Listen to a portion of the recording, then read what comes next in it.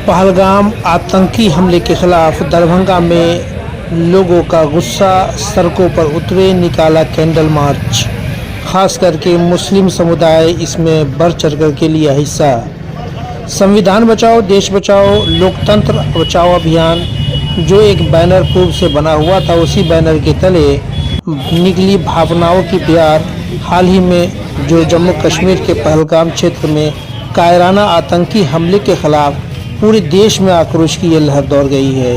इसी क्रम में दरभंगा में भी नागरिकों ने आतंकवाद के विरुद्ध एकजुट होकर शांति और न्याय की मांग की है। संविधान बचाओ देश बचाओ लोकतंत्र बचाओ अभियान के बैनर तले आयोजित इस कैंडल मार्च में बड़ी संख्या में युवाओं, सामाजिक कार्यकर्ताओं, छात्रों और आम नागरिकों ने भी हिस्सा लिया।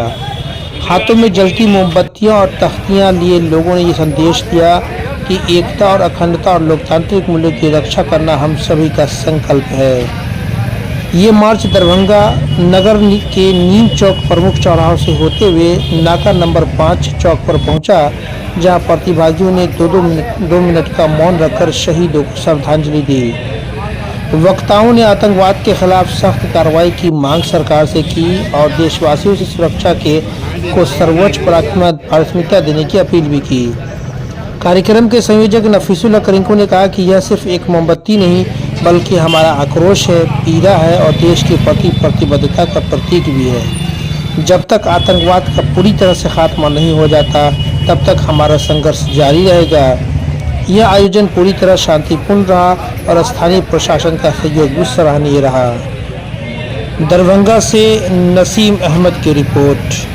संविधान बचाओ लोकतंत्र बचाओ देश बचाओ के अभियान दरभंगा के तहत आज एक कैंडल मार्च नीम चौक से चलकर 5 लाख तक हम सारे लोग जितने भी दरभंगा शहर के अमन पसंद सारे लोग इस कैंडल मार्च का हिस्सा है। जम्मू कश्मीर में पहलगाम में जो आतंकवादियों ने जो ऐसे निर्मल हत्या की कायरों की तरह, इसके खिलाफ हम लोग उसकी पूरी पुरजोर मजम्मत करते हैं, पूरी घोर निंदा करते हैं। ये अफसोस की बात है। जो भी ऐसा मैं सरकार से मांग करता हूं कि ऐसे लोग जो देश में इस तरह का आतंकवाद को बढ़ावा दे रहे हैं, वैसे लोगों का जो है किसी भी तरीके से उनकी खात्मा इस देश से होना चाहिए। हम लोग पूरी तरीके से हम लोग सारे लोग अमन पसंद लोग जितने भी लोग हैं इस कल के पहलगाम में हुए आतंकवादी हमला के खिलाफ हैं और मैं पुरजोर हम लोग उसकी मजम्मत करते हैं। और जो भी लोग इसमें उनकी हत्या हुई है, निर्मल हत्या हुई है और जो भी इनमें उनके परिवार के साथ पूरी और जो घायल उनके परिवार के साथ पूरे हम लोगों की जो संवेदना है और पूरी संवेदना के साथ उनके साथ हम लोग पूरे खड़े हैं। और मैं सरकार से बार बार कहता हूं, सिर्फ बोलने से 56 इंच का सीना नहीं, ऐसे आतंकवादियों को ढूंढ कर कोने कोने से मार कर खत्म करना चाहिए इस देश से, कि हम लोग स्वतंत्र तरीके से अपने पर्यटन स्थलों पर जाएं और देश के हर कोने को हम लोग फ्रीली हम लोग घूमने का काम करें। धन्यवाद। ये जो कश्मीर के पहलगाम में जो घटना हुई है वो उसकी जितना भी निंदा की जाए कम है।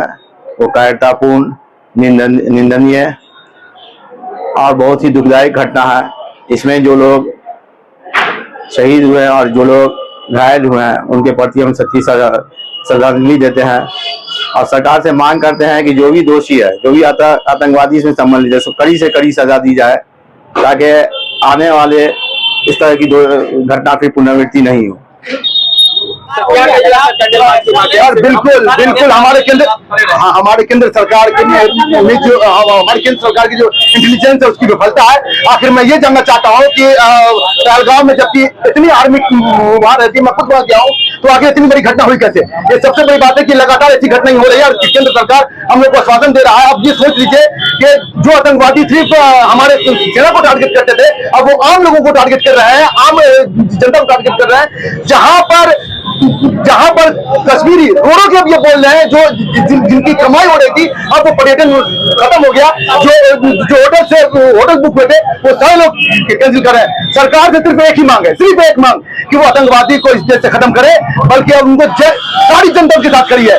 और जो प्रशासन जो मीडिया नेगेटिव फैला रही है, गलत नेगेटिव फैला रही है, उसका मैं सीधे तौर पर खंडन करता हूं कि किसी भी आतंकवादी का कोई धर्म नहीं होता और न कोई जात होता है। आतंकवादी सिर्फ आतंकवादी होता है और गरीब मासूम लोग मरे हैं, इसीलिए समाज के तमाम लोग केंद्र सरकार से मांग करते हैं कि अविलंब ऐसे आतंकवादियों को खोज कर मारा जाए ताकि देश में हमारे शांति बहाल। देखिए, आज हम लोग कैंडल मार्च जो निकाले हैं, सबको पता है कि पहलगाम में जिस तरह का आतंकवादी हमला हुआ है और नागरिक जिस तरह से नागरिकों की हत्या हुई है, ये हम लोग चाहते हैं प्रशासन से और देश के प्रधानमंत्री से अपील करते हैं कि जिससे कड़ी से कड़ी सजा मिले।